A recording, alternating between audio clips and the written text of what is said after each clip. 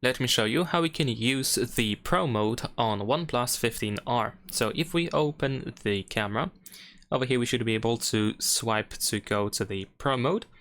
And of course now in here we can see these parameters. So if you don't know what they do, let me quickly explain.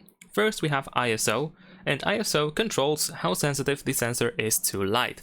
A low ISO keeps your photo clear in bright light condition, and a higher ISO helps in low light conditions. Too high ISO can add grain or noise to your photos.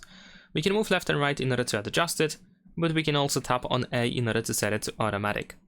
We also have the shutter, which is of course the shutter speed. It decides how long the camera sensor is to capture a light. Slow shutter speed let in more light, which is good, for example, for night shots, but it can blur motion, while fast speeds freeze action. Here we can of course adjust it and set it to automatic.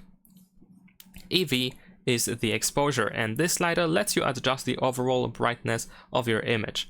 So we can move left and right to make the photos brighter or darker, and this is the only parameter that is not automatic.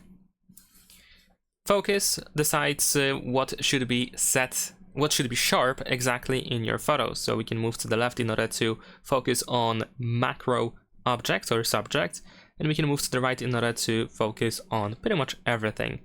And here we can also tap on A to set it to automatic. And WB is the white balance. It adjusts the color temperature, so whites look white and colors look natural. If we move to the left, we have this more bluish filter, and if we move to the right, we have this more yellowish or orange-ish filter. There we go. Now here we can also tap on this eye icon in the upper right corner in order to find some additional information about these parameters and what they do. So in case you want to go back and remind yourself what they do, then of course you can use that in here. And that is pretty much it. Leave a like and subscribe.